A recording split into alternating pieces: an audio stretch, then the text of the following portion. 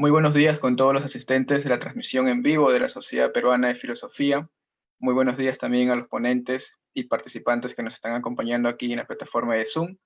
Hoy, en el tercer y último día de la jornada del octavo coloquio de Filosofía Latinoamericana, tenemos el agrado de que nos acompañen en esta mesa temática Sebastián Correa, Alfredo Ortiz Canales y Kevin Bautista. Bueno, la dinámica será la siguiente. Cada ponente tendrá 15 minutos para sustentar su ponencia. Les pido, por favor, que estén atentos al chat del Zoom. Si lo pueden poner como una ventanita a un costado para que yo les vaya avisando el tiempo y puedan cerrar bien su idea. Recordar también que al finalizar la presentación de todos los ponentes, pasaremos a una ronda de preguntas de aproximadamente 15 minutos. ¿Ok? Entonces, el orden de las exposiciones será el siguiente. Comenzamos con Sebastián Correa, luego con Alfredo Ortiz y finalmente con Kevin Bautista. Sin mayor preámbulo, vamos a comenzar con el evento. Comenzaremos con el ponente Sebastián. Juan Sebastián Correa Delgado, nacido en Cúcuta, norte de Santander, trabajador social de la Universidad Industrial de Santander, estudiante de filosofía del último semestre, investigador del grupo en Población, Ambiente y Desarrollo, desde el cual ha participado en investigaciones sobre el conflicto armado colombiano con enfoque de memoria histórica y proyectos relacionados con educación y género en la escuela. En sus intereses filosóficos se encuentran la filosofía latinoamericana, la filosofía andina, la pedagogía crítica, los feminismos y el pensamiento de Gilles Deleuze.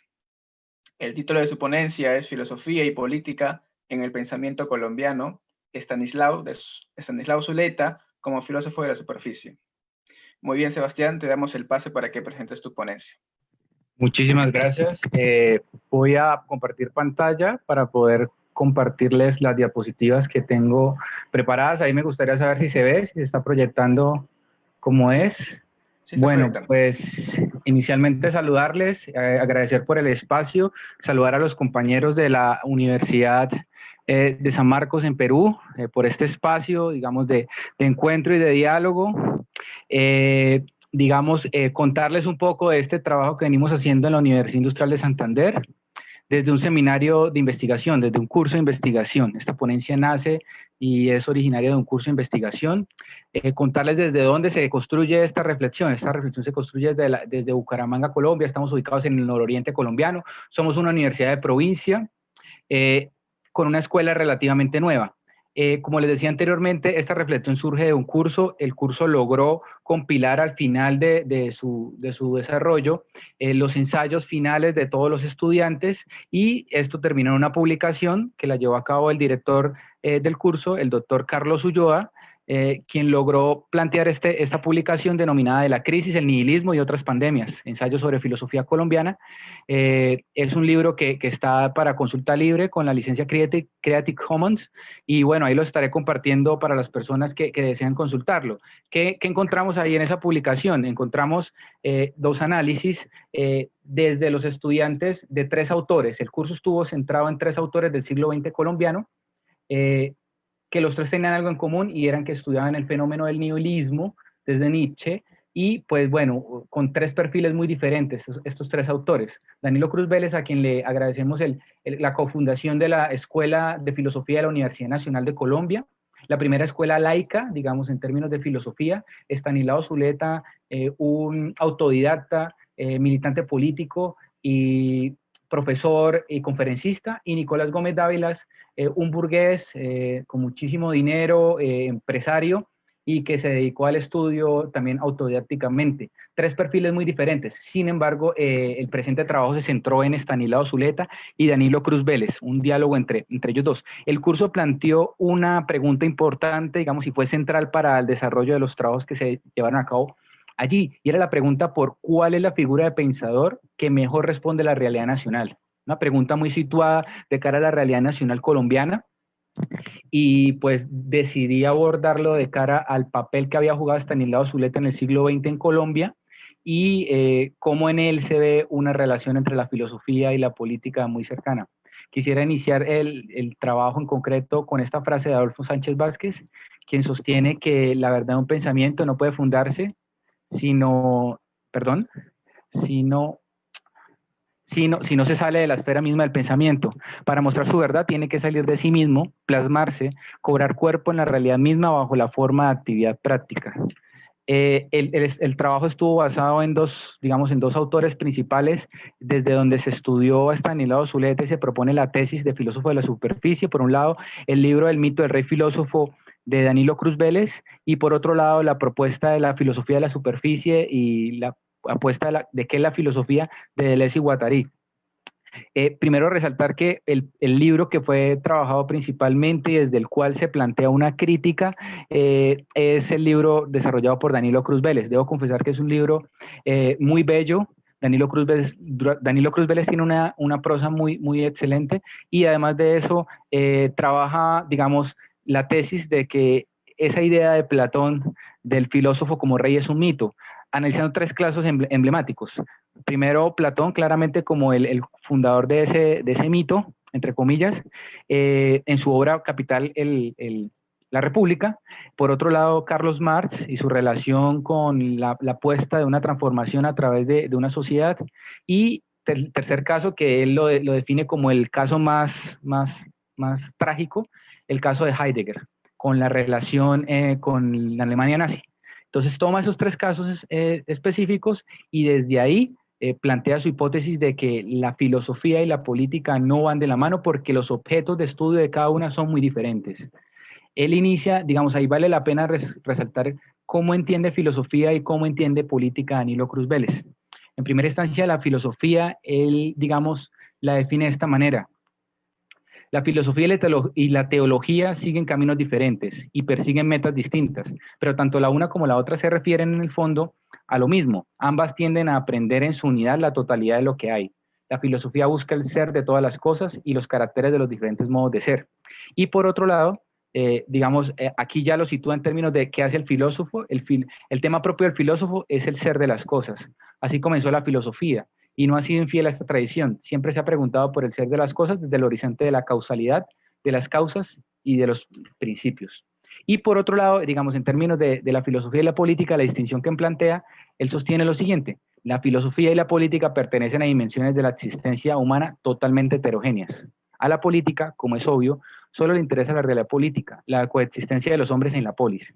Aquí también la actitud del filósofo es solo contemplativa, lo que él pretende reflejar en la dimensión de la teoría, las estructuras ontológicas del orden político y de las leyes que lo rigen. La actitud del político, en cambio, es predominantemente operativa. Digamos, aquí hace Danilo Cruz Vélez su separación tajante entre la filosofía que se dedica a la contemplación y a establecer algunas ideas, y donde el papel pareciera de solo opinión, de solo plantear algunas ideas como de cómo está constituido el orbe político, pero niega un poco el papel en términos de la acción.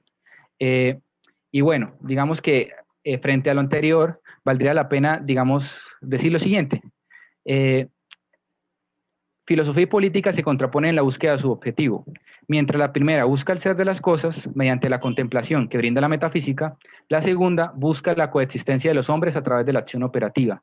Según este autor, los filósofos, al manejar el ser de las cosas y de la forma de coexistir humanamente, manejan un grado de verdad que solo se reduce al ámbito teórico, ya que en el práctico suele dar un paso en falso. Digamos, esta es la tesis de Danilo Cruz Vélez, cuando él supone que el filósofo apenas se inmiscuye en política, sobre todo desde el ámbito práctico, no le va muy bien, ¿sí? Y digamos que, pero para ello, digamos, se hace un análisis de otro concepto de filosofía, porque aquí nosotros notamos en este texto que Danilo Cruz Vélez tiene una sección de filosofía muy ligada a la filosofía como contemplación. Y es aquí donde entramos en diálogo con Gilles Deleuze, quien sostiene pues, que hay tres tipos de filósofos. En su texto Lógica del Sentido, en su paradoja decimoctava, Gilles Deleuze sostiene que existen tres tipos de filósofos. El filósofo de las alturas, siendo Platón, digamos, el máximo exponente. El filósofo de la profundidad, que son aquellos que nosotros conocimos como presocráticos, y los filósofos de la superficie, siendo Diógenes el cínico como el que inaugura esta tradición. Aquí vale la pena, digamos, diferenciar que para Gilles Deleuze el filósofo o el papel del filósofo contemporáneo está ligado al de la superficie, dado que establece relaciones entre diferentes nociones y demás. Entonces, esta noción, digamos, de qué es la filosofía en Deleuze está muy cruzada por la idea de la necesidad de generar agenciamientos, relaciones, acontecimientos incorporales. Vale la pena decir que aquí la teoría y los conceptos desde la filosofía de la superficie son usados como una caja de herramientas. Así lo sostiene el prologuista de Lógica del Sentido, dado que el concepto entra en diálogo directo con una realidad social y concreta. Y además de ello, pues van a sostener, siguiendo a Nietzsche, en qué es la filosofía, pues que aparte, digamos, de ser ese filósofo de la superficie, el filósofo tiene una labor concreta. Gilles Deleuze y Félix Guattari, siguiendo a Nietzsche, se atreven a resolver esa pregunta histórica de qué es la filosofía y la reducen al ejercicio de la creación de conceptos. Para estos autores, la filosofía crea conceptos, conceptos siempre nuevos. El concepto remite al filósofo como aquel que lo tiene en potencia o que tiene en su poder o su competencia porque tiene que ser creado. Digamos que ellos ahí analizan ese ejercicio en ese libro de qué es la filosofía. Se cita a Nietzsche haciendo una alusión precisamente cómo Platón entendió esto. Y precisamente la idea de bien se supone como un concepto que se crea y que se superpone, digamos, en este ejercicio. Aquí, digamos, ya quería, hasta este punto, digamos, ¿qué relación guarda todo este discurso con Estanislao Zuleta? Pues bueno, primero aclarar que Estanislao Zuleta es un filósofo paisa de la zona de Medellín, el noroccidente del país, hijo de un intelectual, y Estanislao Zuleta en el bachillerato se retiró del colegio y se dedicó al autodidacta. Todas sus lecturas no estuvieron permeadas por la formación filosófica institucionalizada. Sus aportes fue un hombre más relacionado con el diálogo y con la discusión. Su forma, más que de escribir textos, su forma de expresar el pensamiento eran las ponencias. Gran parte de sus textos son relatos orales que se recuperaron y que se reconstruyeron para poder, digamos, desarrollarlo.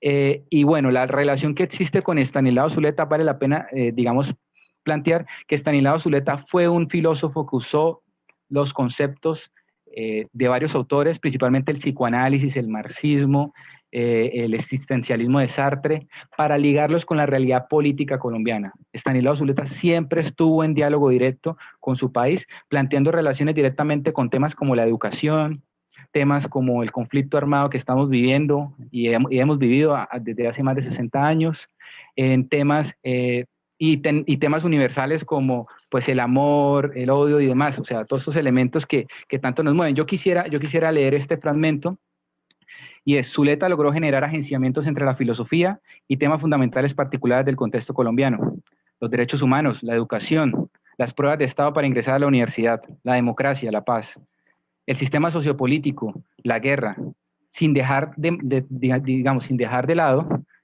problemas universales como la muerte, el amor, la política, la literatura. Esto lo llevó, digamos, a generar una lógica de ser considerado un filósofo heterodoxo y transdisciplinar, ¿sí?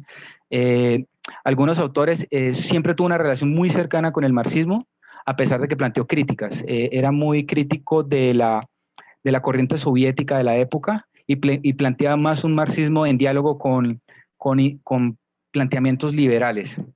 De hecho, profesores como el profesor Damián Pachón Soto, estudioso de este autor, sostienen pues que se hablaba de un marxismo con psicoanálisis, un marxismo con existencialismo, un marxismo, en fin, en diálogo con diferentes elementos que plantea Estanislao. Y quisiera también abordar lo siguiente, y es que siempre estuvo vinculado, si bien Estanislao no creó concepto en el sentido nominalista de crear una nueva palabra, sí logró algo que es fundamental, y es la creación o darle a las palabras que habían fijados en el contexto colombiano a través del debate, fijó nuevos sentidos. Uno de sus textos más leídos, a través del cual leyeron el doctorado honoris causa, se llama Elogio a la dificultad. Y a través de ese texto, Estanislao Zuleta logró poner desde otra óptica eso que nosotros conocemos como la dificultad. Quisiera, como para ir cerrando esta idea, una cita del profesor Damián Pachón Soto en su libro Estudios sobre el Pensamiento Colombiano, volumen 1, que sostiene lo siguiente sobre Estanislao. Pues bien, toda su obra apunta a la revolución, no en el sentido del marxismo tradicional, sino como una posibilidad gradual de ir generando cambios cualitativos al interior de la sociedad, cambios que afectan al ser social y humanos distintos. Lo de Zuleta no fue, como ya se dijo, una preocupación teórica encaminada a crear un sistema de conceptos como el de Hegel o Heidegger. Su interés consistía en asumir la vida, la sociedad, la existencia misma de forma reflexiva. Digamos, desde estas citas es donde se puede evidenciar cómo Estanislao Zuleta logró generar agenciamiento, relaciones con diferentes temas, y además de eso, desde la postura de la superficie, logró encarnar la filosofía, darle vida, hablarle a un contexto.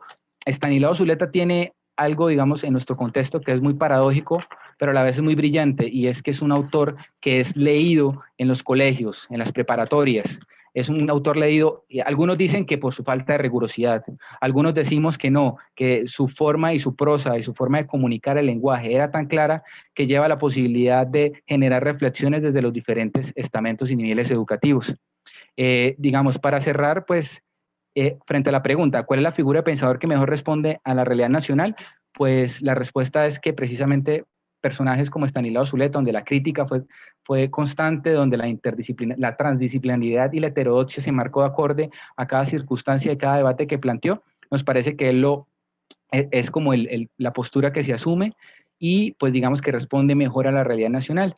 Y aclarar pues que actualmente hay autores que han asumido esta posición, entre ellos rescatamos por ejemplo filósofos que se han inmiscuido y están en el debate nacional, por ejemplo, frente al conflicto armado, como el profesor Sergio de Subría de la Universidad de los Andes, quien fue consultado para escribir un documento frente a estos temas. Entonces, frente a esto, aclarar que si bien es cierto que existe una diferencia entre o una relación no armónica entre filosofía y política en términos de cargos, la política no se reduce solamente a los ámbitos de representación o de elección o de toma de decisiones en un ámbito muy situado, sino que personas como Stanislao nos demostraron que desde sus reflexiones y desde su militancia política, la filosofía y la política lograron una armonía y lograron aportar muchísimo al debate nacional. Muchísimas gracias. Muy bien, Sebastián, muchas gracias por tu interesante ponencia. Y bueno, siguiendo con el coloquio latinoamericano, tenemos al siguiente ponente, el cual es Alfredo Josué Ortiz Canales. Él es estudiante de licenciatura en Filosofía del Departamento de Filosofía en la Universidad de El Salvador. Es parte de la Asociación General de Estudiantes de Filosofía, es auxiliar de cátedra en el mismo Departamento de Filosofía en las materias de Introducción a la Filosofía, Historia de las Ideas Políticas, Clásicos del Pensamiento Marxista 1, entre otras. Sus intereses investigativos van en la vía de la definición de filosofía como área del conocimiento, la filosofía marxista, la filosofía latinoamericana y la filosofía salvadoreña. El título de la ponencia es Reflexiones acerca de la filosofía latinoamericana, concreción e historicidad. Te damos paso, Alfredo, para tu exposición.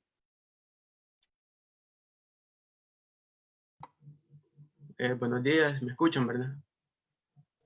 Sí, sí se escucha. Bueno, pues tengan todos muy buenos días. Es un placer estar esta mañana compartiendo con ustedes algunas ideas en relación a la filosofía en general y quizás a la filosofía latinoamericana en particular. En primer lugar, quisiera agradecer a la Sociedad Peruana de Filosofía por aceptar la propuesta y darme un lugar en esta mesa, ¿verdad? Así como felicitarlos por tan grande actividad. Por otra parte, también quisiera saludar a mis compañeros de mesa, es un gusto estar con ustedes este día, y a todas las personas que están siguiendo la transmisión desde las redes sociales, ¿verdad? Entonces voy a presentar pantalla porque traigo una presentación y puedo dar paso a iniciar.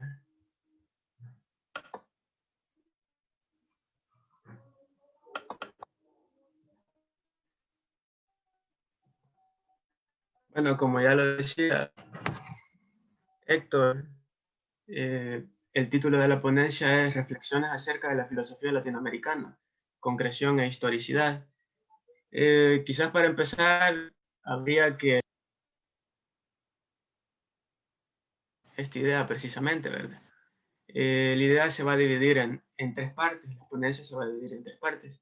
La primera parte corresponderá a la filosofía, es decir, hablar generalidades de la misma, lo cual nos llevará a problematizar un poco el estatus epistemológico de la misma.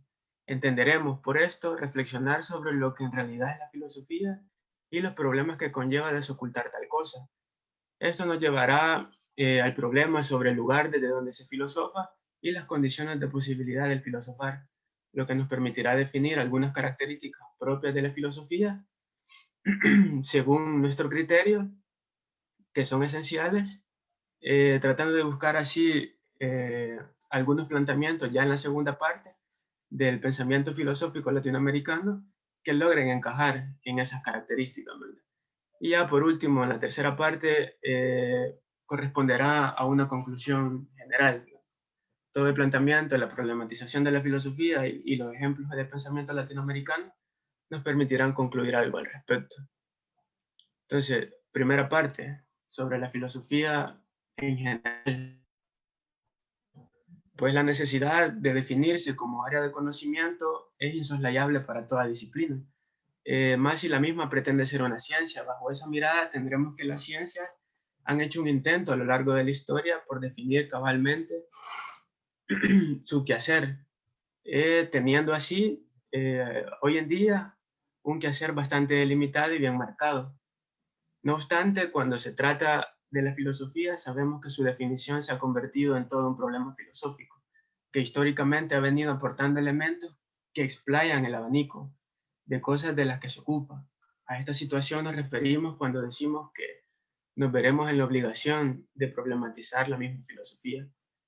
Esta es la única disciplina que puede tener como diálogo, que puede tener un diálogo consigo misma. Varios pensadores tratan este tema, ¿verdad? Entre ellos Max Horkheimer en su teoría crítica. Asimismo, esto hace que hablar de filosofía no sea tan certero y acabado para algunos como hablar de filosofías o de sistemas filosóficos. Hacer una definición por género próximo y diferencia específica, como mandata Aristóteles, es un poco complicado. En general, seguir las reglas de la definición que nos da la lógica para definir filosofía sería riesgoso en la medida que podríamos dejar elementos de suma importancia de lado. A lo largo de la historia se han dado definiciones reduccionistas y para no caer en ese vicio, lo que haremos es nombrar algunas características esenciales, a nuestro parecer, de todo pensamiento filosófico, siempre bajo la consideración que es limitado, pero necesario. Partimos de los presupuestos que la filosofía es distinta a la ciencia y, como muchos lo dicen, al arte, pero la elasticidad de su contenido le permite oscilar entre ambas. Los temas que son propios del ámbito de la ciencia resultan ser trastocados por la filosofía, resultan ser trastocados en sus fundamentos, dado que los fundamentos de las mismas se construyen a partir de reflexiones filosóficas, ¿verdad? Se dice que la filosofía toca puntos generales y que las ciencias tocan puntos específicos o particulares. A eso se refiere la distinción entre saberes ónticos y saberes ontológicos, que se desprende de Husserl y Heidegger. Los mismos corresponden a la ciencia, los primeros corresponden a la ciencia y los segundos corresponden a la filosofía. Sin embargo, decir que filosofía, como se ha creído históricamente, es una disciplina que se encarga de las cuestiones más generales, lo cual tiene mucho que ver con Aristóteles y con su distinción entre filosofías primeras y filosofías segundas en la metafísica, pues no nos dice demasiadas cosas. Hay que analizar de mejor manera lo que es la filosofía para tener una idea más clara. Haciendo eso, podremos notar, en primer lugar, que la filosofía es saber, pero también es hacer. Como parte del conocimiento, hay áreas que, siendo un poco reduccionistas, podríamos determinar, como son la axiología, la ontología, la epistemología y la lógica, podríamos decir. Y como hacer, la filosofía es praxis y modo de vida. A lo largo de la historia se dan una serie de ejemplos de filósofos que han vivido para la filosofía.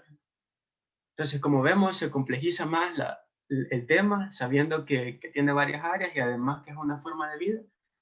Y hasta este punto no hemos hablado de cuál es el objeto de estudio, cuál es, dentro de las cuales esa es una pregunta muy importante.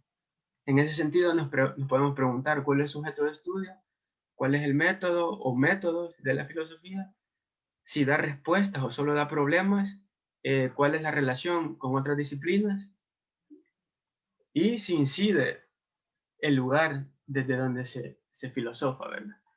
Aquí en este pequeño esquema he puesto algunas preguntas que se derivan a partir de la reflexión sobre lo que es filosofía, ¿verdad?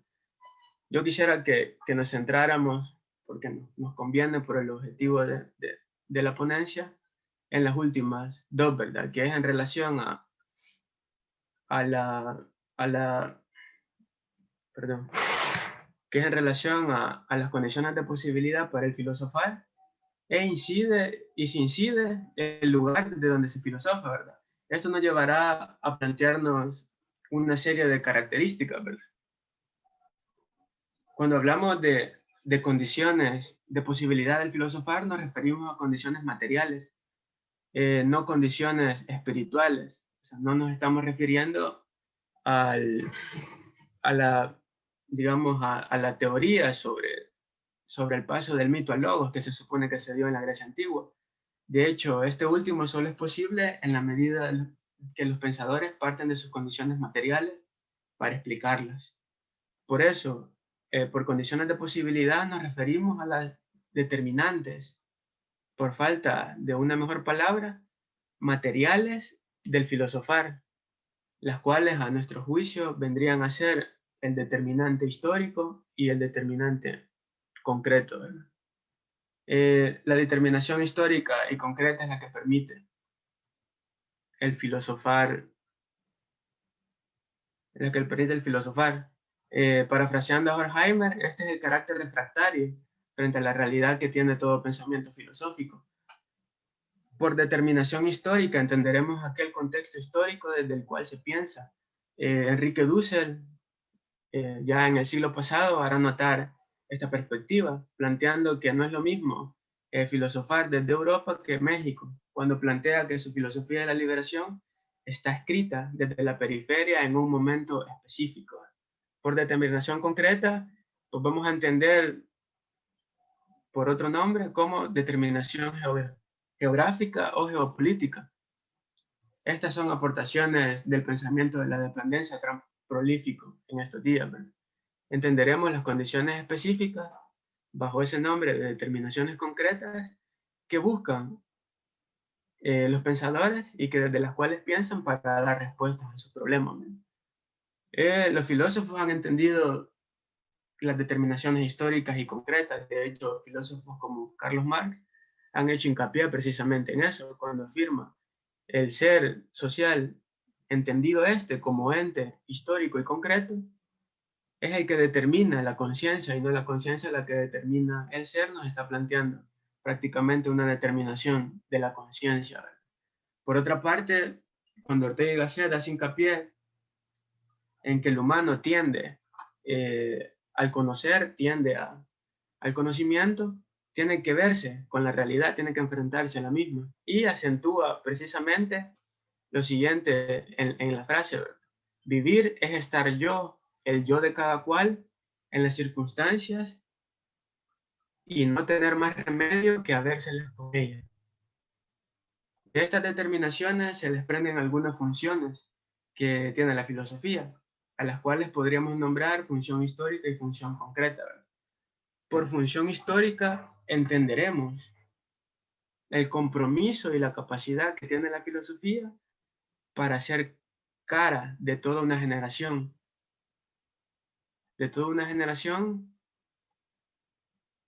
Porque da cuenta de su momento histórico. La filosofía escolástica, por ejemplo, el idealismo alemán, la crítica, que sería con los jóvenes hegelianos, la filosofía de las dos posguerras del siglo XX europeo, la filosofía posindependencia en América y toda la filosofía latinoamericana posterior, dan cuenta de esto en la medida que se posicionan como voceros de un momento histórico específico. Por función concreta entenderemos a la facilidad con la que la filosofía es reflejo de las condiciones concretas en las que se vive, a lo que hemos llamado anteriormente como el carácter refractario frente a la realidad. Los problemas que enfrenta la filosofía históricamente necesitan ser sacados de lo concreto. De estas dos funciones, y como ustedes podrán ver en el esquema, se deriva una tercera función que hemos llamado una función crítica, ¿verdad? Que es de las más recurrentes en la filosofía. Esta guarda relación con el carácter refractario que tiene la filosofía frente a la realidad, no solo porque emana de ella, sino porque tiene la potestad de hacer un llamado de atención a la misma, es decir, criticarla. Citando a Horkheimer, diremos, el carácter refractario de la filosofía respecto a la realidad deriva de sus principios inmanentes. La filosofía insiste en que las acciones y fines del hombre no deben ser producto de una ciega necesidad.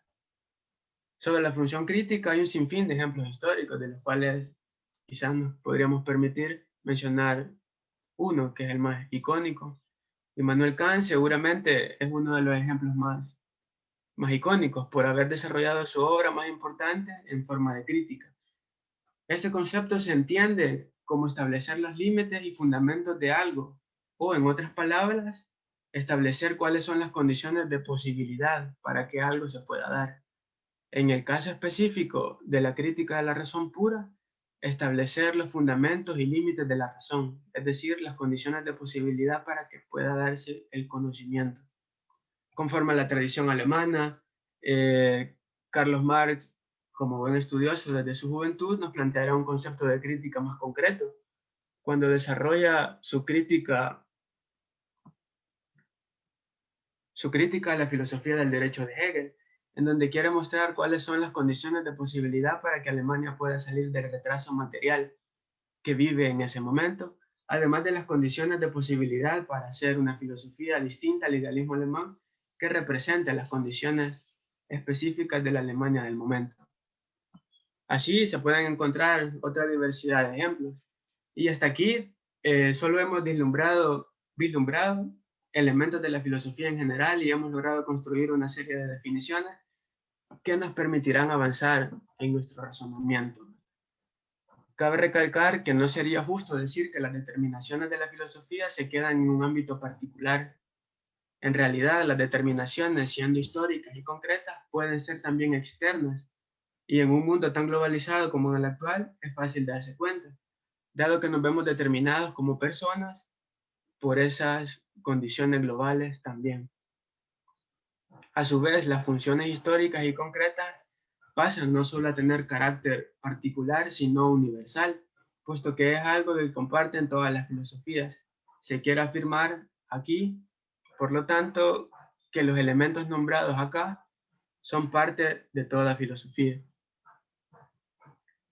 A esto hay que agregarle la tendencia a universalizar sus resultados y al carácter de los temas que trata la filosofía en tanto que son generales, ¿verdad?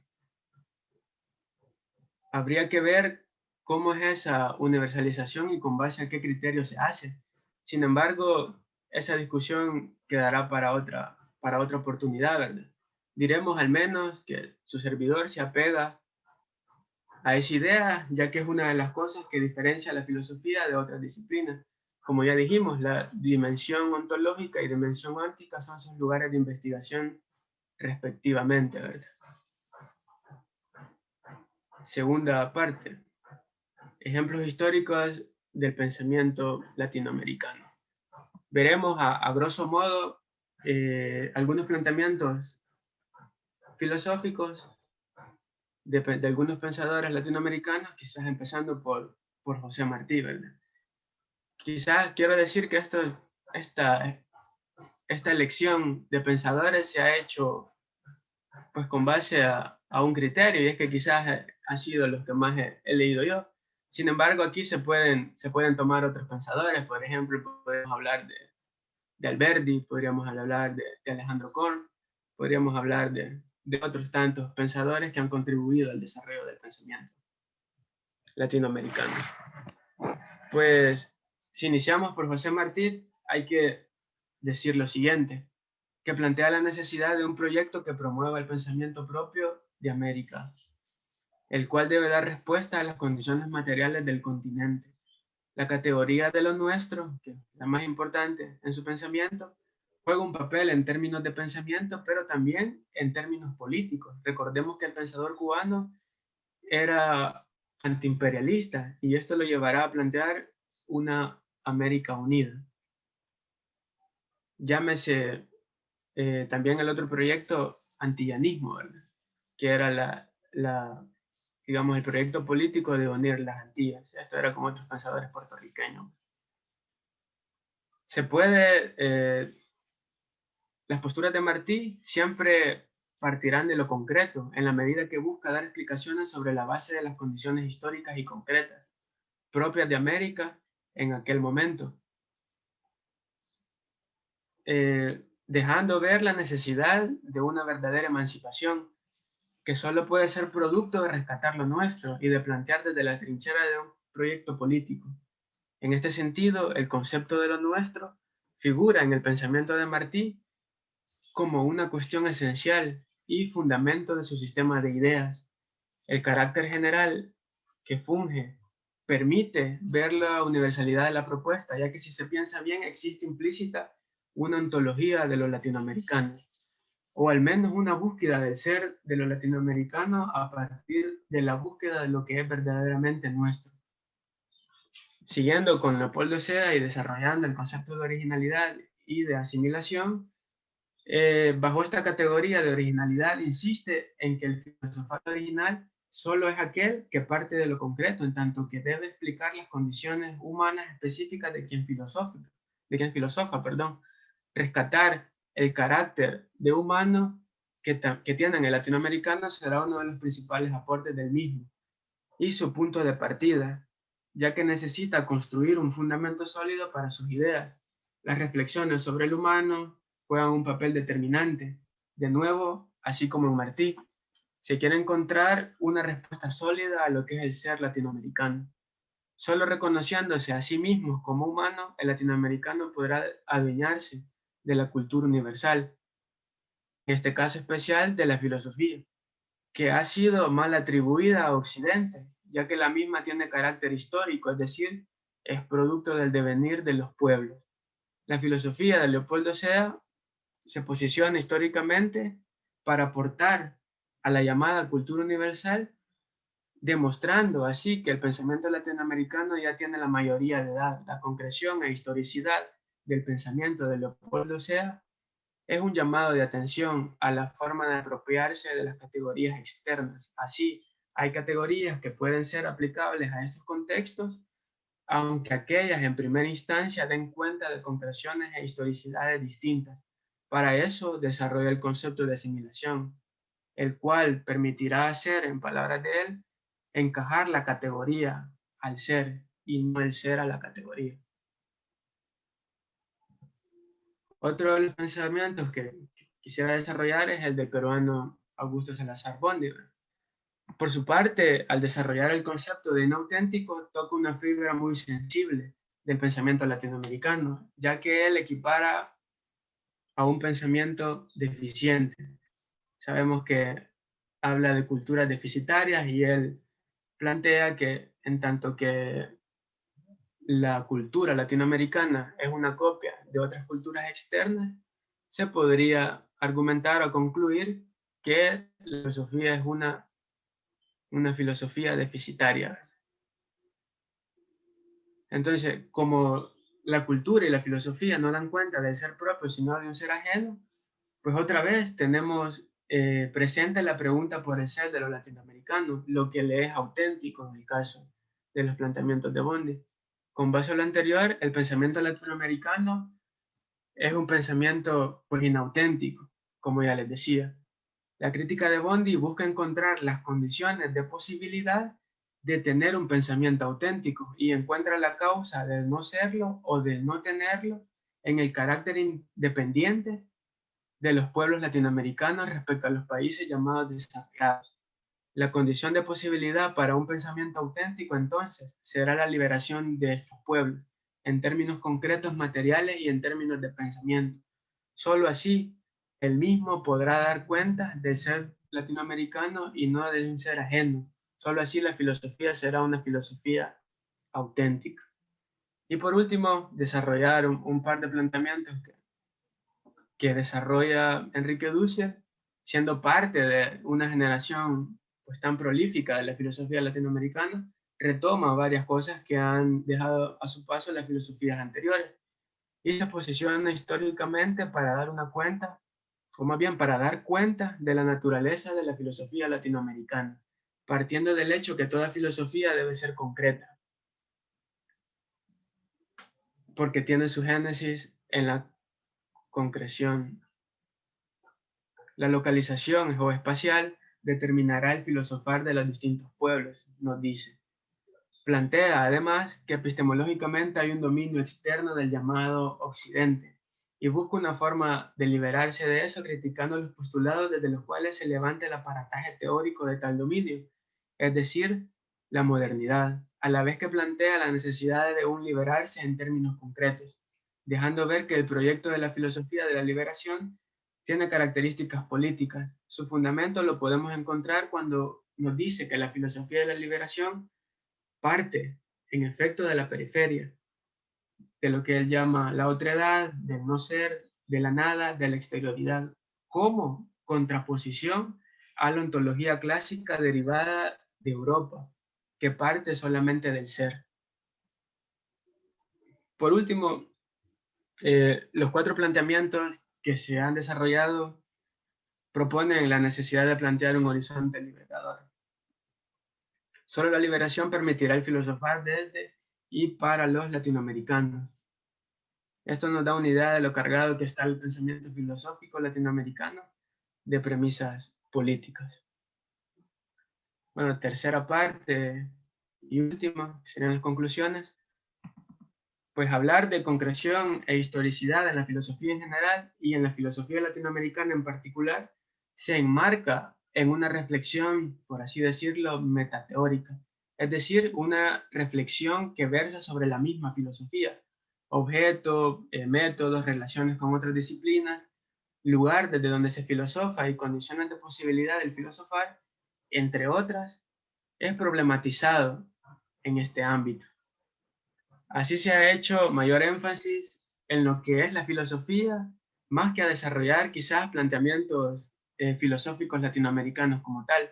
Esto corresponde, como ya decíamos, a los objetivos propuestos en esta pequeña exposición, los cuales buscaban dar características propias de la filosofía para luego probar que algunos pensamientos latinoamericanos las contienen y en esa medida afirmar que estos son filosofía. Estudiar la diversidad de caras que tiene la filosofía nos permitirá entender los diferentes matices del filosofar. Esto nos puede ayudar a entender a la filosofía como disciplina y como quehacer, con un mayor rigor. Así hemos comprobado que la filosofía latinoamericana es una verdad y que sus condiciones de posibilidad y funciones más características son la historicidad y la concreción, entendidas como se dijo anteriormente. Solo siendo histórica y concreta, como ya lo vemos en los ejemplos que hemos dado, le permitirá dar cuenta de lo que es el ser de los latinoamericanos, de lo que es su identidad, lo cual, según Carlos Borlier, un filósofo español, es la pregunta que tiene en común toda la filosofía de esta región. La parte crítica de la filosofía latinoamericana se hace notar cuando se reflexiona sobre las condiciones de posibilidad para la liberación latinoamericana, la necesidad de construir un horizonte liberatorio que nos permita ser independientes ha estado a lo largo de la historia de la filosofía, específicamente de este continente. Incluso hoy en día una de las cosas más debatidas es eso, precisamente. Por último, y como consideraciones personales, quiero decir que en el afán de hacer filosofía, pues muchos se desmarcan de las generalidades que hacer tal cosa conlleva. Es decir, a cumplir ciertos criterios para poder hacerlo, porque implica basarse en algo que no ha sido postulado por filósofos, por ejemplo, de esta región o de Europa. Esto nos puede llevar a confusiones y decir que cualquier cosa es filosofía, Por eso hay que tener claro cuáles son las características de un pensamiento de esta naturaleza. Nosotros, como estudiantes de ella, debemos hacer espacio en nuestras reflexiones para ocuparnos de definir nuestro campo de estudio, o al menos problematizarlo, sin tolerar que se admita como filosofía, cosa que no lo es. Eh, para eso hay que dar un vistazo largo a las diferentes matices del filosofar.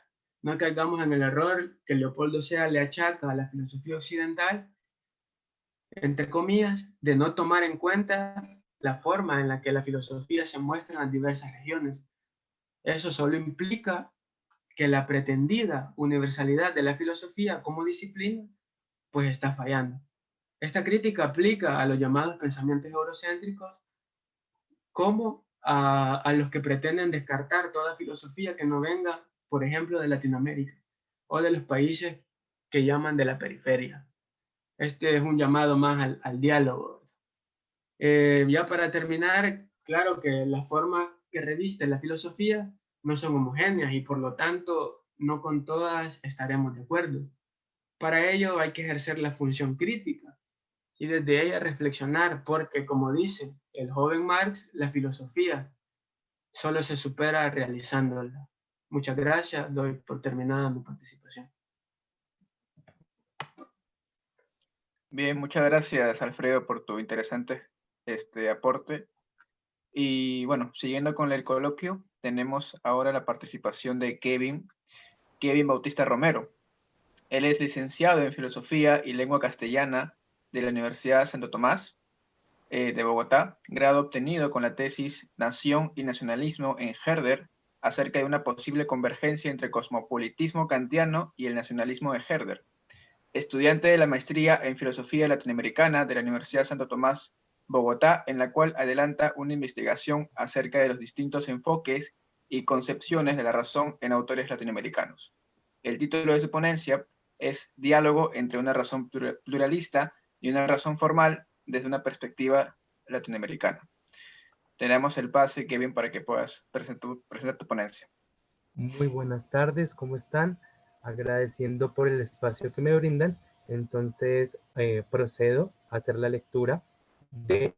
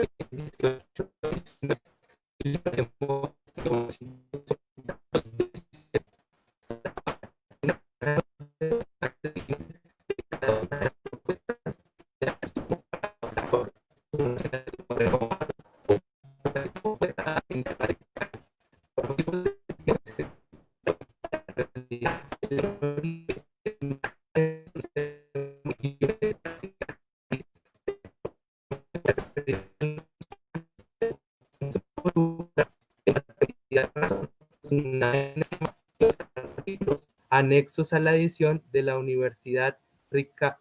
De forma eventual se referirán a algunos cambios que tuvo en su plano.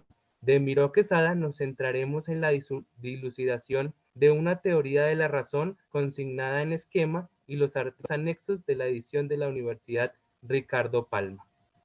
Las apuestas.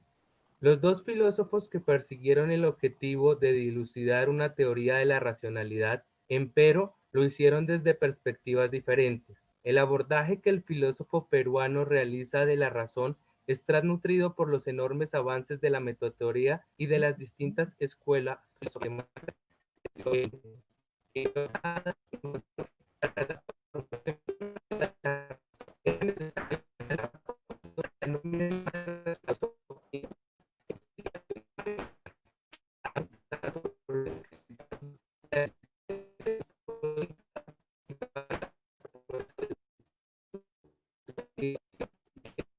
Una desconcertante relatividad del conocimiento.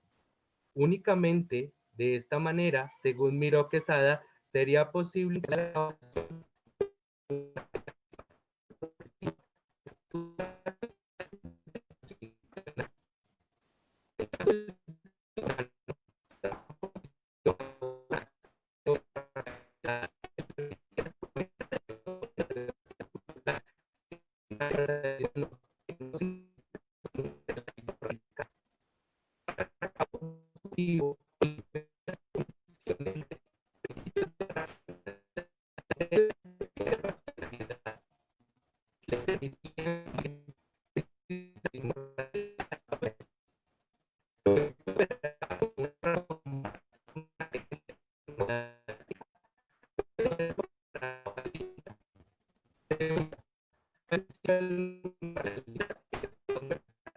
En este sentido, Olivet entiende los criterios. Ponencia. No sé Señor. si puedes apagar mejor tu video para que se pueda escuchar, porque el internet está con muy poca conexión. Sí, señor. Por favor, se te está escuchando muy entrecortado. No se está entendiendo la ponencia. No. Sí, creo que desactivas mejor tu video para que esté un poco mejor la conexión.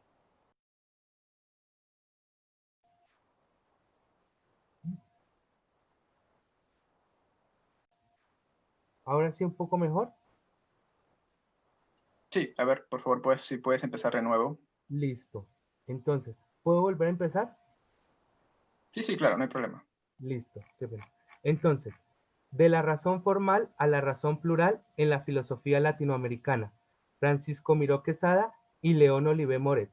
¿Sí? Ahí sí, ya mejor. Sí, está mejor. Listo.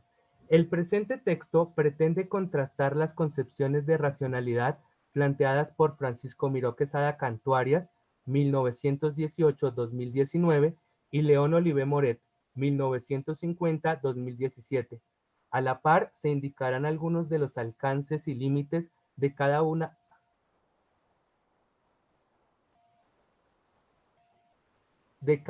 de las propuestas que darán insumo para optar por un racionalismo renovado o un pluralismo moderadamente radical. Por motivos de tiempo, me centraré en la propuesta de racionalidad de León Olivé, enmarcada dentro de una epistemología y una metafísica realista. De forma eventual, se referirán a algunos cambios que tuvo en su postura el filósofo mexicano.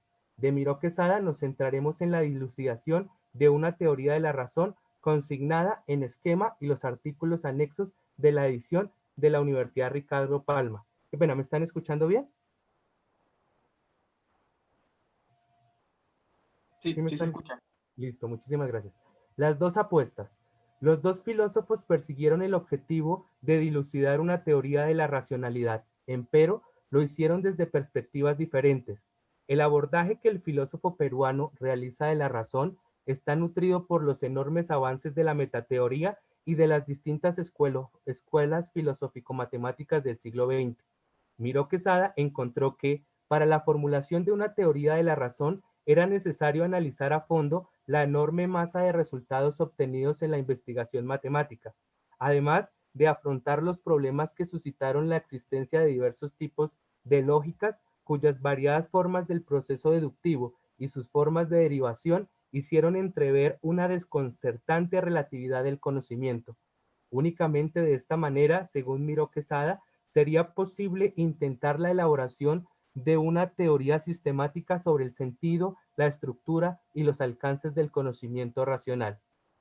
En el caso del filósofo mexicano, su trabajo consistió en elaborar una teoría de la racionalidad que le permitiera dar cuenta del fenómeno de la diversidad cultural sin caer en un universalismo etnocéntrico o en un relativismo radical.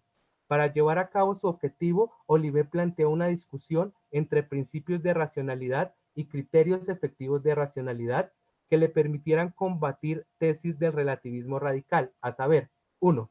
Lo que puede operar como una razón para aceptar una creencia en una comunidad epistémica puede no serlo para otra distinta. 2. No hay principio alguno de racionalidad que sea universal. En este sentido, Olivet entiende los criterios efectivos de la racionalidad como procedimiento y los principios de la racionalidad como aquellos principios que posibilitan la comunicación. Para ejemplificar su propuesta, Olivet se refiere al principio débil de no contradicción como principio de la racionalidad. En palabras de Olivet, lo que aquí propongo es que aquí se considere como genuino principio universal de racionalidad. Esto implica la pretensión de que de hecho nadie podría admitir dentro de un conjunto de proposiciones aceptables a todas las proposiciones que pudieran formularse en su lenguaje. Al menos una quedaría excluida y significa también que de hecho podría funcionar si se aceptaran simultáneamente todas las proposiciones formulables en su lenguaje. Pero en cambio, el principio de no contradicción de la lógica clásica, el cual nos prohíbe admitir simultáneamente una proposición y su negación lógica, ciertamente no opera efectivamente para algunas comunidades. Cierro cita. Así las cosas, la universalidad de los principios de la racionalidad existen como presupuestos de toda cultura, y los criterios de racionalidad son entendidos como procedimientos de decisión. Cabe reiterar que los principios de la racionalidad posibilitan la comunicación, el diálogo y la interacción comunicativa. No obstante, Olivet incluye los procesos de verificación y refutación de creencias como presupuestos de la noción de racionalidad. En palabras de Olivet, esto daría pie para pensar que algunos aspectos de otras sociedades construidos sobre la misma base son o funcionan como análogos a nuestra racionalidad, aunque en sentido estricto sean diferentes. Cierro cita. Por un camino distinto, Miró Quesada sopesó una posible validez suprahistórica y universal del principio de no contradicción.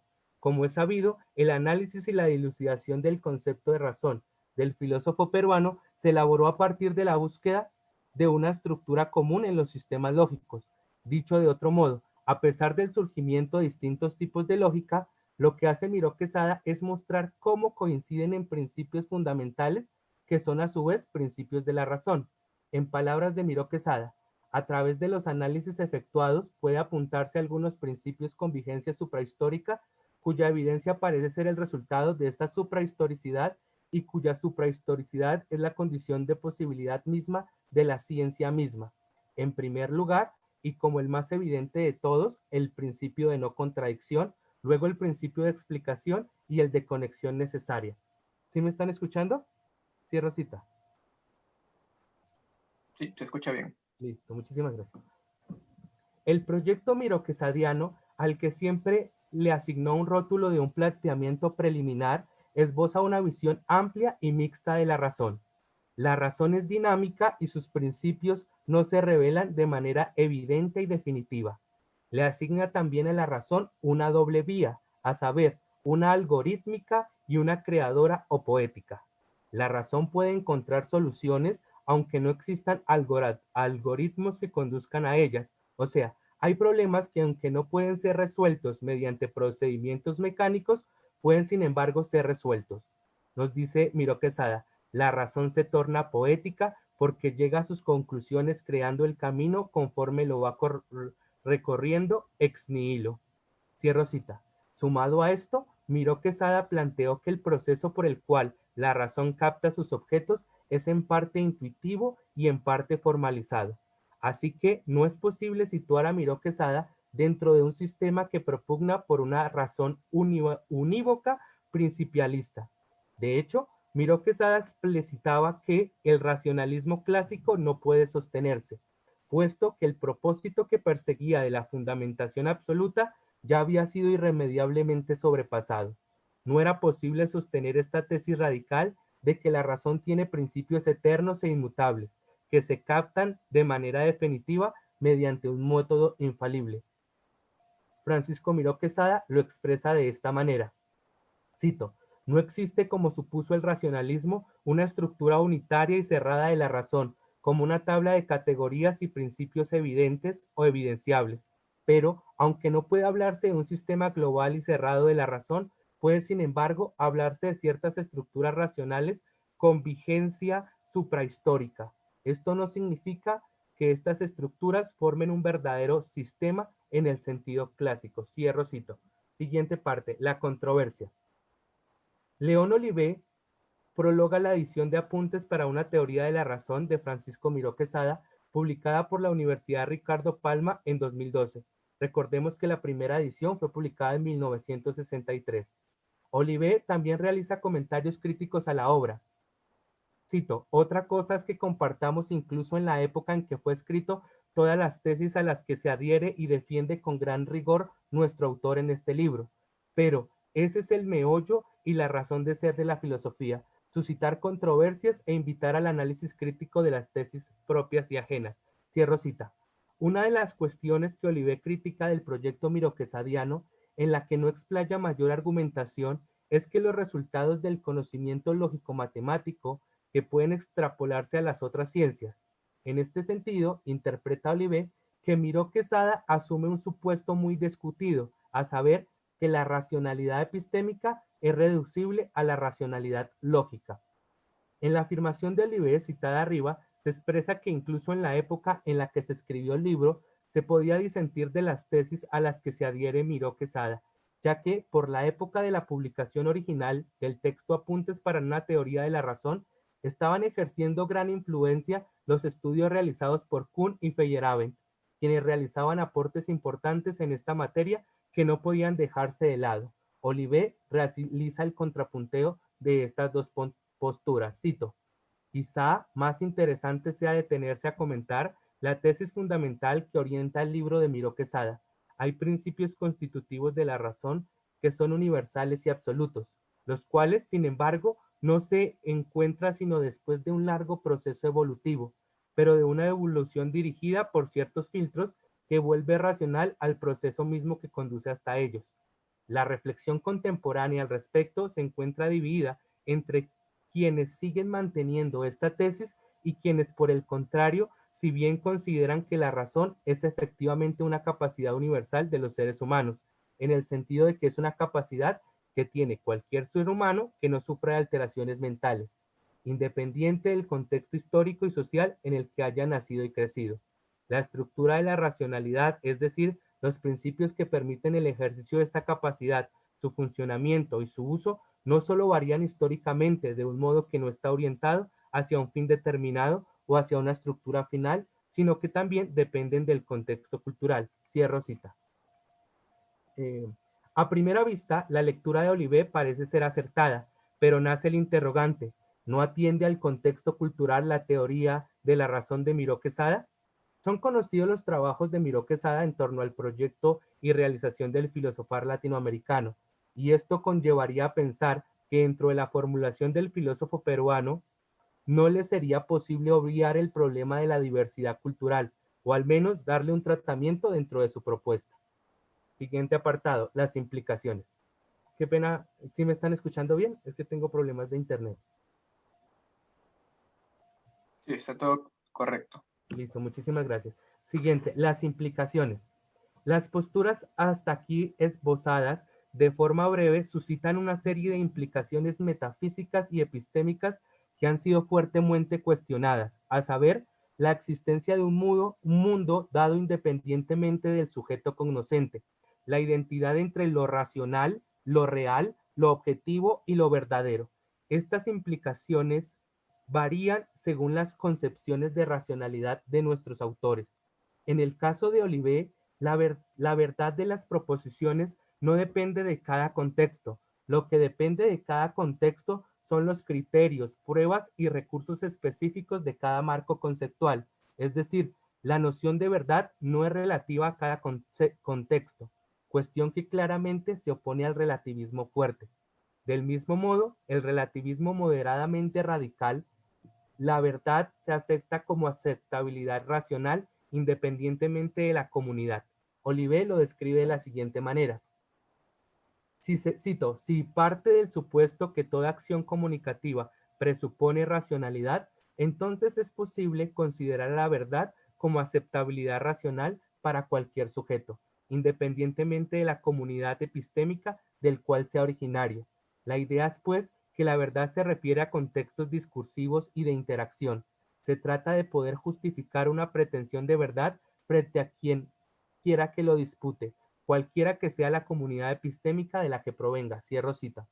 Otra cuestión importante es el planteamiento del objetivo, la cual lo entiende León Olivé como la idea de que en toda comunidad epistémica hay juicios de hecho y juicios de valor argumentables y sostenibles racionalmente. En el caso del filósofo peruano, sí podría verse una relación entre lo verdadero, lo objetivo y lo racional.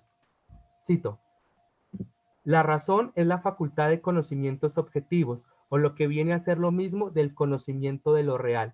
El sujeto, por el simple hecho de tomar parte en el conocimiento, deforma la realidad al aprenderla y no aprende el objeto conocido en sí mismo.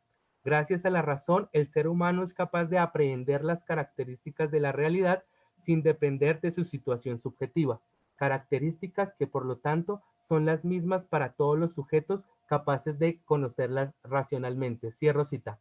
Los cuestionamientos a la propuesta de Olivet radicaría en que al afirmar que los objetos existen con total independencia de los marcos conceptuales, pero al unirla con su visión de verdad como aceptabilidad racional, entonces ¿dónde quedaría el conocimiento genuino de la realidad?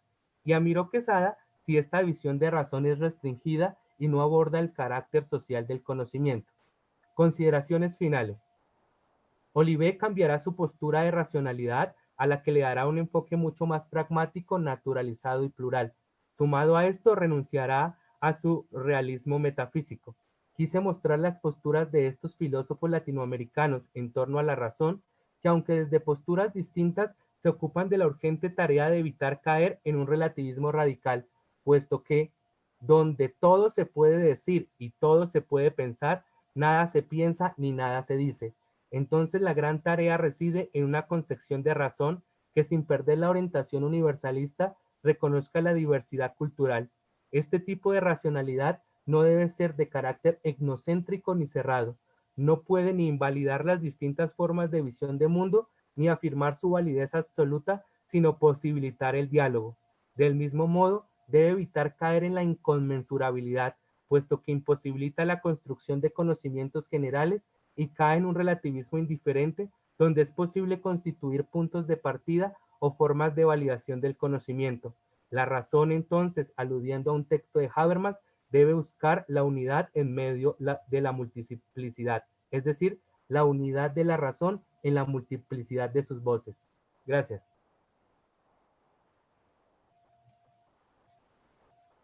Gracias. Muy bien, Kevin. Gracias por tu ponencia, por tu presentación. Y felicitar a todos los ponentes por sus buenos, excelentes trabajos. Y ahora pues vamos a pasar a la ronda de preguntas, ¿no? Entonces quisiera hacer la pregunta a los participantes del Zoom. Si alguien quisiera hacer alguna pregunta, puede levantar la mano. A ver. Ya. Sí, Renzo quiere hacer una pregunta. Sí, está adelante, Renzo, con tu pregunta, por favor.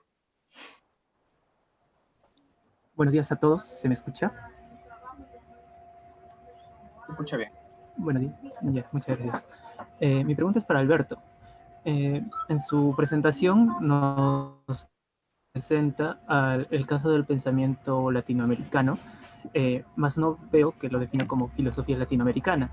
En ese caso yo le preguntaría, filosofía y pensamiento son usados como sinónimos, o si son diferentes, ¿en qué se diferencian?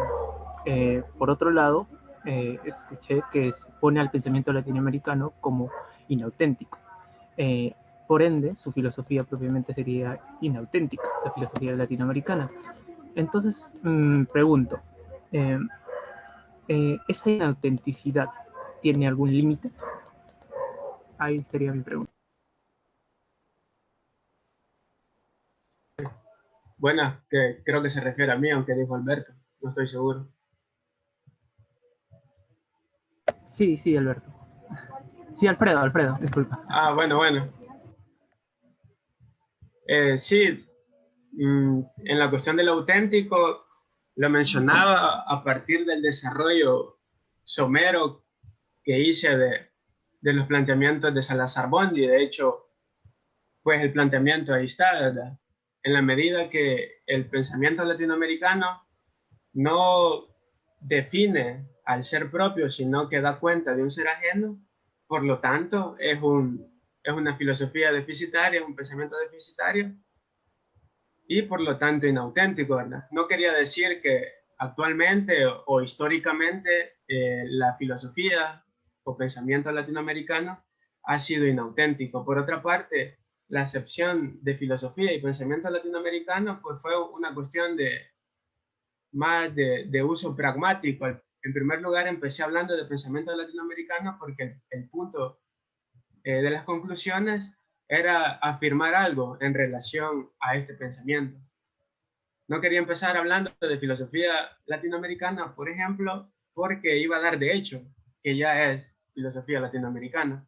Un poco lo que trataba era de demostrar a partir de la caracterización general que hice de la filosofía, partiendo de la concreción y la historicidad, ver cómo la filosofía, el pensamiento latinoamericano sí es filosofía. No es que yo quiera afirmar que no lo es o que no lo ha sido en algún momento específico de la historia, ¿verdad?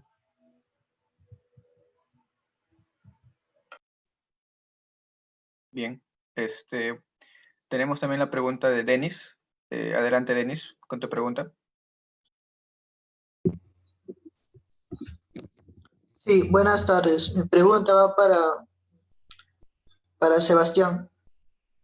En un momento planteaste, ¿no?, la idea de Giles sobre 3 tipos de filósofos, ¿no? La altura, superficie, profundidad, y pusiste de ejemplo los filósofos griegos antiguos, ¿no? Deseo saber si en la actualidad, sobre todo los de altura y profundidad, ¿qué filósofos existen, ¿no? Muchas gracias por su pregunta, Denis.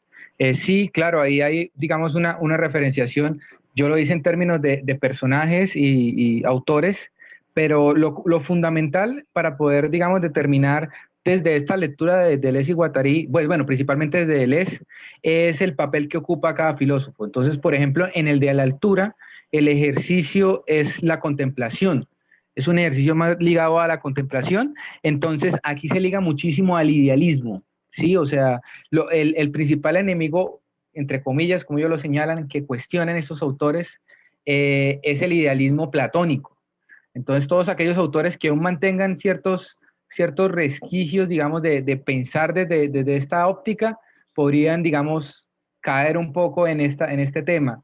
Los de la profundidad, pues, digamos, el gran ejemplo de estos autores son los filósofos presocráticos o los filósofos de la naturaleza, porque el principal argumento de ellos es que se situaban en esa esencia última de las cosas, como que cada elemento tenía algo adentro y que eso le planteaba su esencia, y desde ahí plantean toda una ontología.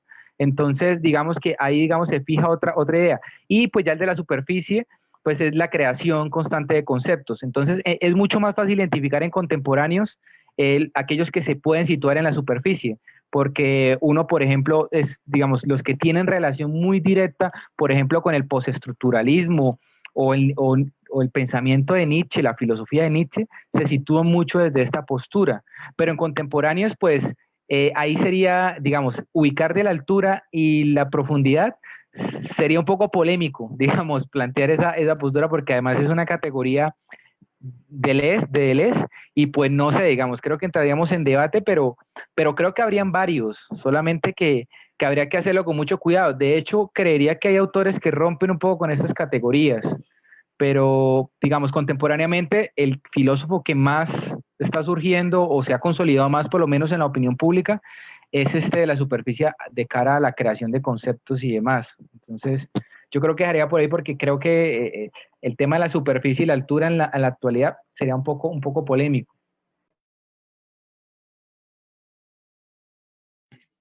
Gracias por tu respuesta, Sebastián.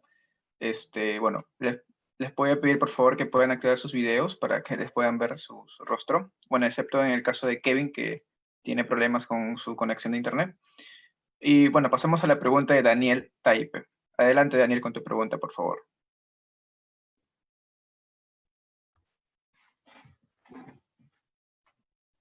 Ya, genial. Buenas tardes a todos los ponentes y, bueno, también a todos los que nos están viendo por las redes sociales. Y felicitaciones por todas las ponencias que nos llevan a reflexionar, ¿no? Las diversas problemas de la filosofía latinoamericana. Bueno, mi pregunta va dirigida para Alfredo, ¿no? Alfredo nos habló de una filosofía, de que la filosofía debe tener un campo de estudio, ¿no? Diferenciándolo de una postura universalista, que por cierto, esta se contrasta bastante con la postura filosófica nacionalista, por llamarlo, ¿no? En ese sentido, cuando se habla de que la filosofía debe tener un campo de estudio, ¿te estarías refiriendo que debe asumir una postura intermedia entre la universalidad de la filosofía, entendiendo así, y una nacionalidad? En ese sentido, también, no sé, ¿cómo diferenciaríamos cuando hablas de un campo de estudio de la ciencia, que también por cierto tiene un campo de estudio, ¿no? Más o menos sería mi pregunta eso. Gracias.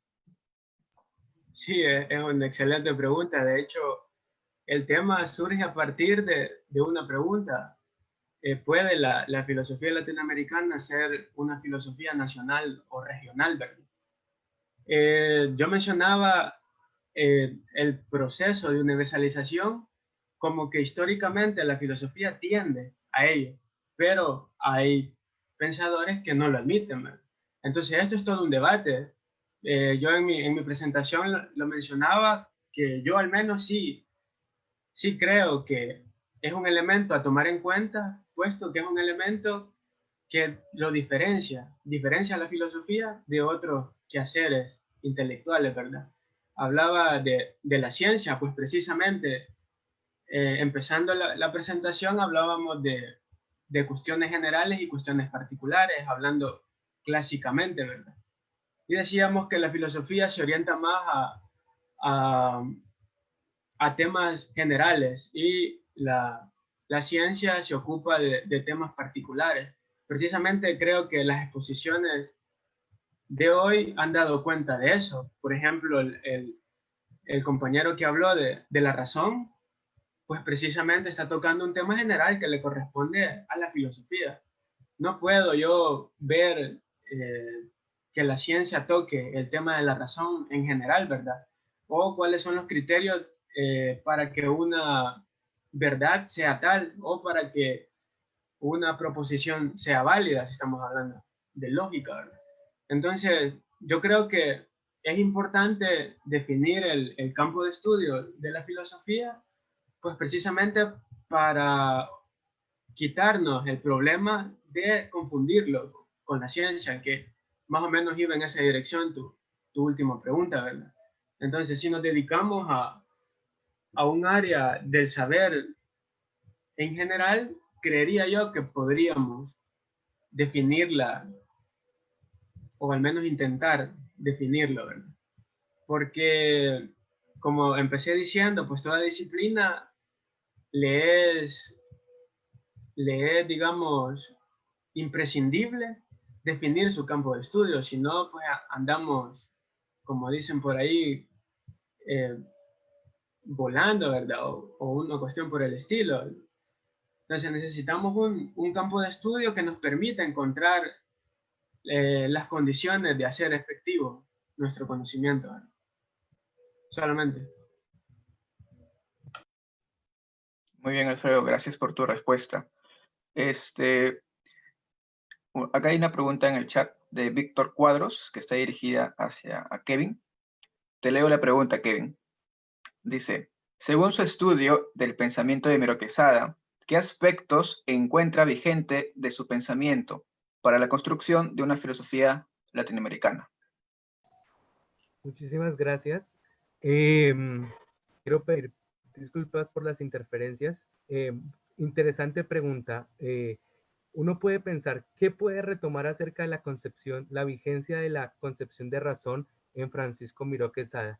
Vamos a decir que muchas de las tesis que propugna el filósofo peruano sobre la razón, pues han sido altamente criticadas, ¿no? Sobre todo por esas corrientes relativistas y que adoptan una visión de la construcción social del conocimiento. Lo que yo creo es que pensar la vigencia de Francisco Miró Quesada es esa visión de razón abierta, una razón que no es esquemática y las características y los principios que le da la razón, una razón constructiva, una razón creadora y abierta. Entonces, en ese sentido, jamás deja esa apuesta por un universalismo que es supremamente interesante. Yo diría entonces específicamente que deberíamos trabajar sobre la herencia de la teoría, de ese bosquejo, siempre lo dice, mi teoría es una aproximación, pero la invitación es para que continuemos trabajando y desarrollando precisamente la apuesta del profesor peruano por una razón más abierta, una razón con un principio de no arbitrariedad. Eso es fundamental, porque cuando caemos en el relativismo, entonces simplemente todo se puede decir, todo se vale y al mismo tiempo no se dice nada. Sí, sí. Gracias por tu respuesta, Kevin. Recordar a los participantes del Zoom que pueden levantar sus manos para que puedan hacer su pregunta, o lo pueden escribir en el chat también, no hay problema. Y voy a pasar a leer algunas preguntas que nos han hecho en el Facebook. Voy a leerlas y después si pueden apuntar también las preguntas y después pasamos a responderlas en el orden en las que están dirigidas.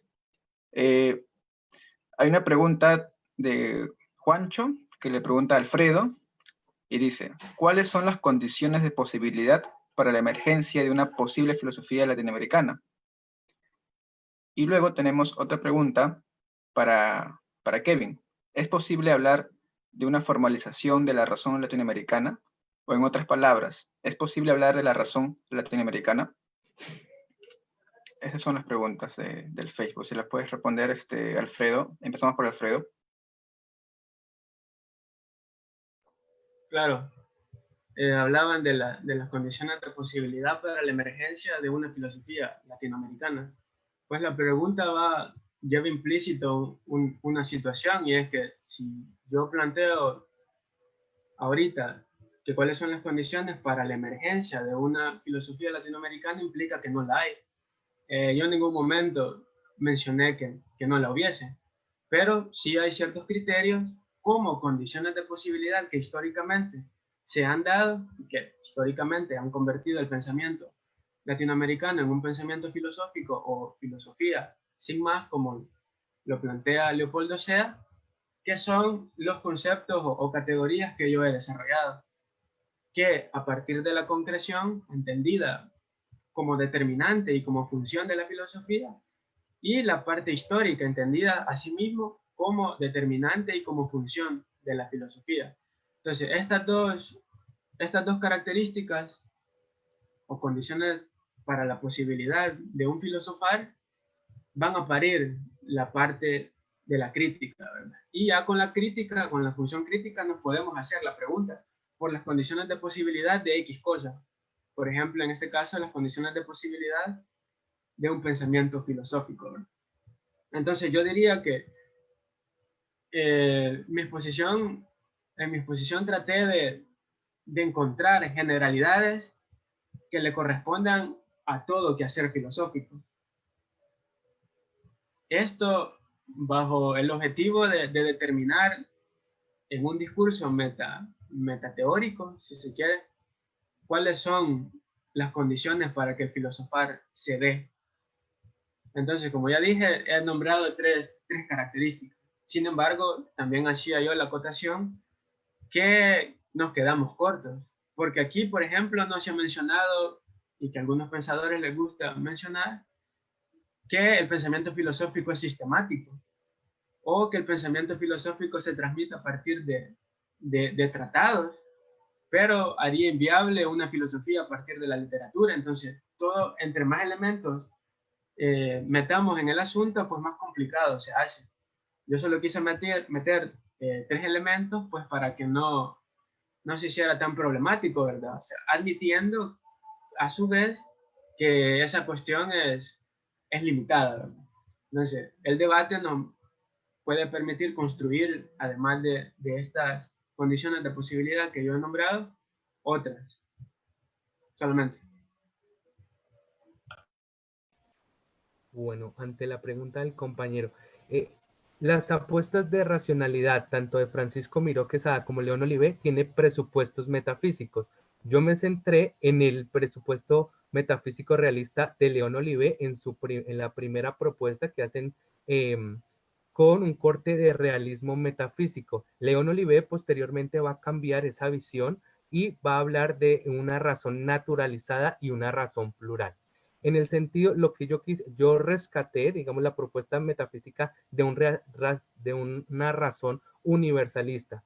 ¿Por qué? Porque me parece que es fundamental pensar la razón como universalidad, porque si no podemos caer en un relativismo radical. Hablamos, por ejemplo, en el segundo, en León Olivé, en su segunda propuesta, habla que existe una racionalidad, pero una racionalidad encuadrada dentro de diferentes marcos conceptuales específicos que tiene cada comunidad.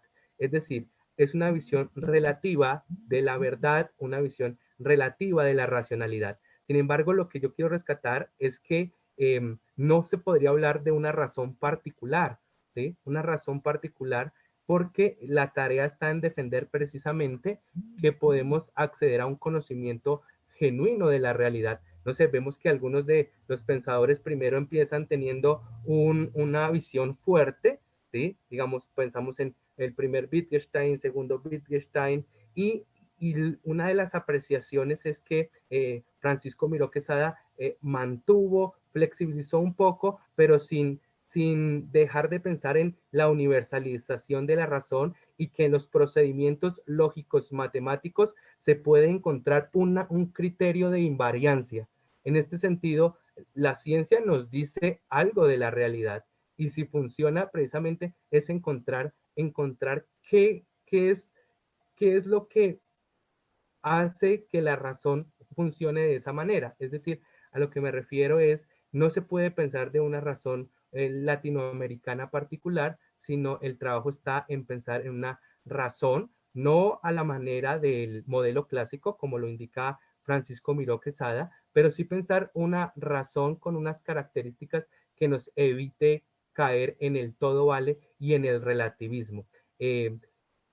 Miró Quesada se funda en la concepción de la lógica. ¿Por qué? Él dice, mi propósito era perseguir una epistemología integral.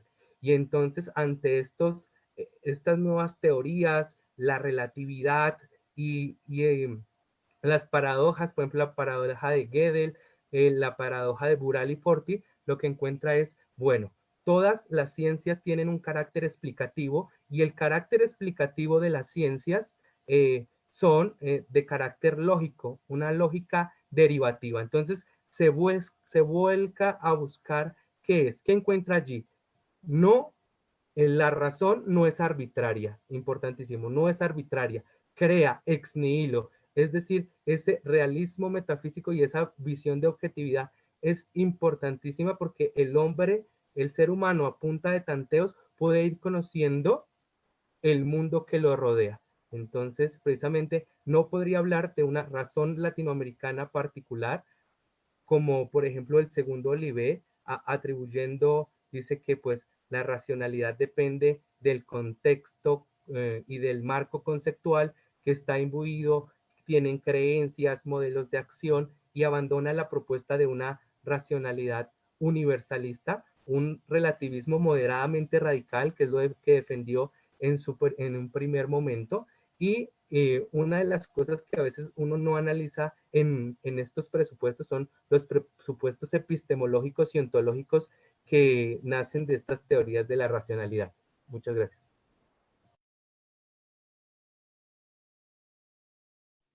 Muy bien, gracias Kevin por tu respuesta.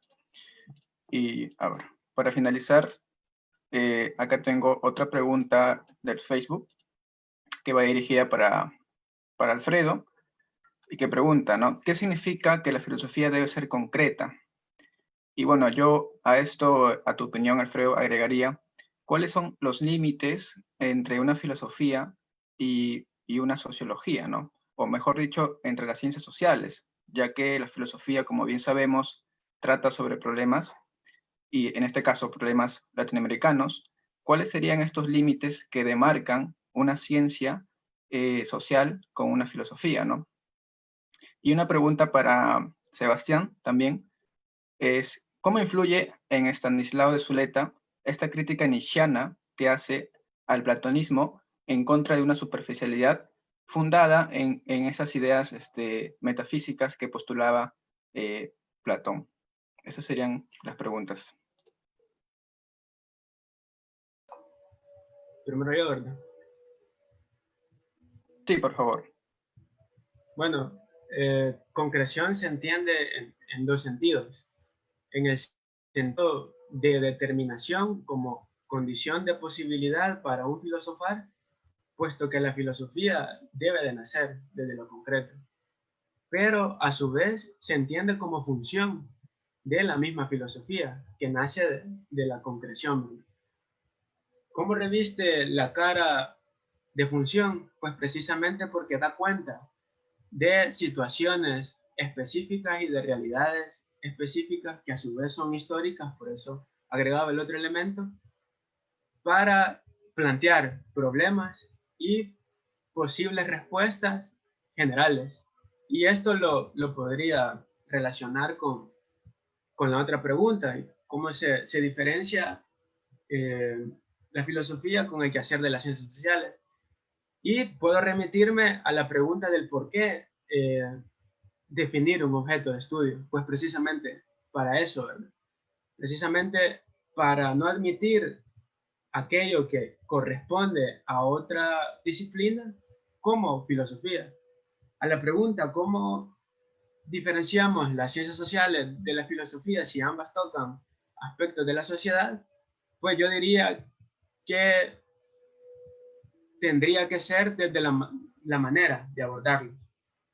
La manera de abordar los problemas desde la filosofía es distinta a una ciencia particular como lo podría ser la sociología, ¿verdad? Se dice ahora bastante apresuradamente, o bueno, es debatible que la filosofía no da respuestas, la ciencia sí da respuestas, que la filosofía solo se encarga de problematizar los asuntos. Sin embargo, yo no estoy del todo de acuerdo. Yo creo que la filosofía tiene que dar algo, y lo que da debe de ayudar a responder los problemas particulares. ¿Qué es lo que da? Pues ya lo manifestaba yo en la exposición. Da el fundamento, en tanto que se ocupa de posiciones generales, y en tanto la naturaleza de las generalidades implica la universalización, si se quiere. Entonces, la filosofía en su marco conceptual, en su marco categorial, debe apuntar a ocuparse de lo general, ¿verdad? Un ejemplo de lo general podría ser ocuparse del ser, ¿verdad? Ya se hablaba que la filosofía se define como el estudio del ser, o cuando se dice que la filosofía y la metafísica son una misma. Entonces, vamos a tener que esa es el objeto de estudio de la misma, ¿verdad? Sin embargo, la filosofía latinoamericana reviste o tiene un papel muy importante, y esto ya lo planteaba Alejandro Korn, y dice que si bien es cierto, los problemas clásicos de la filosofía no le son tan, digámoslo así, tan atrayentes a la filosofía latinoamericana, llámese como problemas clásicos, problemas abstractos, sí, particularmente les gusta los problemas que se derivan de ellos, o las repercusiones que tienen en el ámbito pedagógico, decía él, en el ámbito social y en el ámbito político. Sin embargo, yo le agregaría que, si bien la filosofía puede incidir en estos ámbitos, solo incide de la forma como fundamentación y no como particularidad, puesto que para eso existe la disciplina solamente.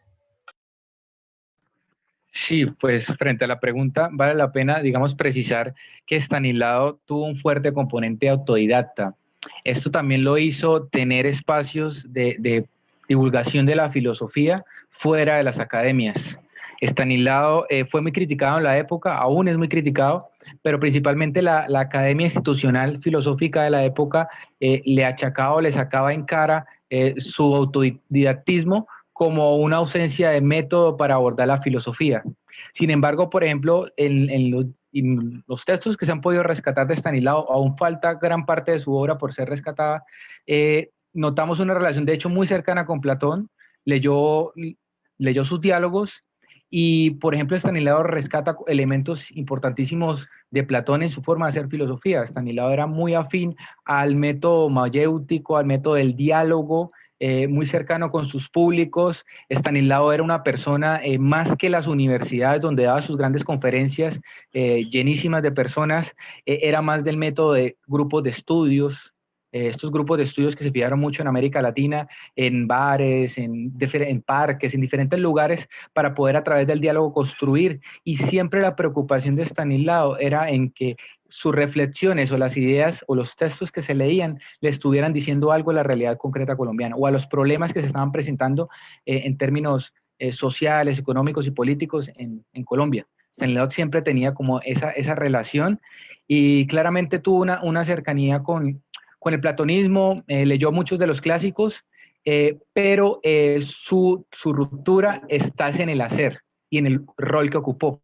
Por eso, digamos, nos atrevimos a plantear la idea de que es un filósofo de la superficie porque no se quedó en la academia o no ejerció una labor académica donde simplemente se dedicó a comentar ciertos autores o a decir algunas cosas sobre ciertos autores, sino que sacó la filosofía fuera de la clase y sus clases eran en diferentes lugares. Esto llevó que personas que no estudiaban filosofía conocieran la filosofía e hicieran y plantearan discusiones a nivel teórico y académico. Eso fue uno de los elementos. Él fue un gran divulgador. Sin embargo, autores como de la época, como Rafael Gutiérrez Girardot, un gran académico y pensador de nuestra tradición filosófica colombiana, lo trataba como un piadoso lector. Él es simplemente un piadoso lector digamos, por carecer del método.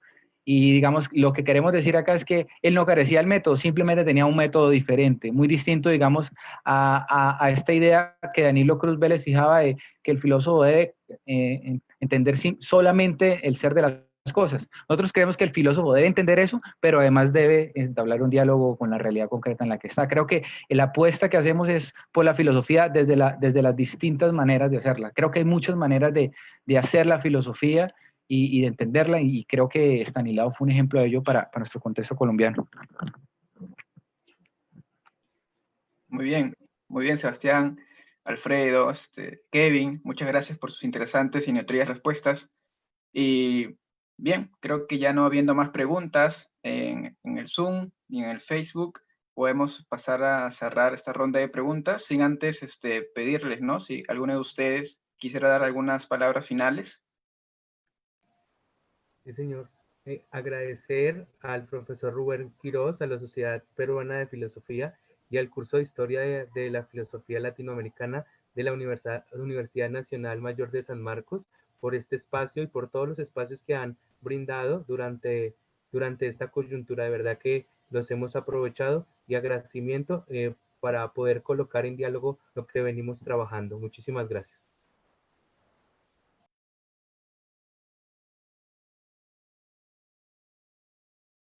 Bien.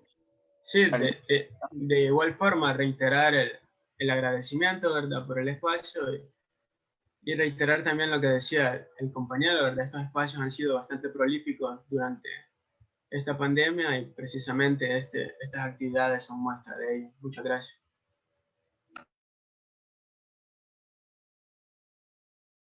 Muchísimas gracias a los organizadores de este espacio.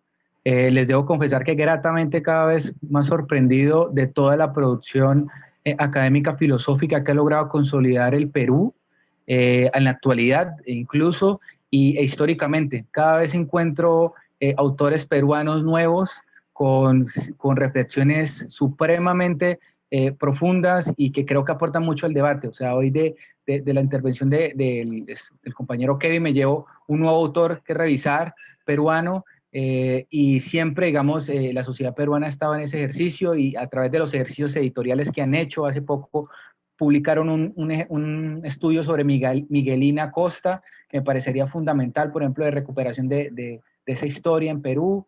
Y en fin, o sea, saludarlos y felicitarlos por todo este esfuerzo que hacen. Muchísimas gracias.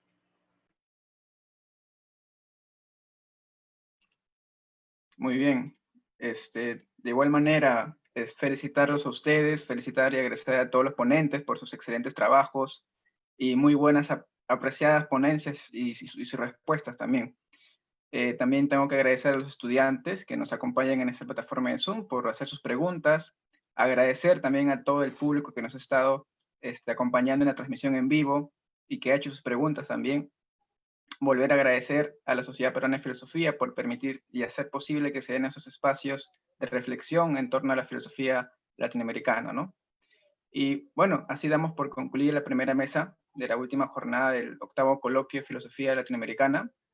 Pero antes de despedirnos, también recordarles que a las 3 de la tarde, en hora peruana, tendremos la conferencia magistral del doctor José Antonio Mazzotti, titulada Etnia y Nación en el Perú, a la cual sin duda todos están cordialmente invitados, ¿no? Para cerrar con broche de oro este coloquio. Sin más, muchas gracias a todos y estaremos viendo en otra oportunidad. Gracias.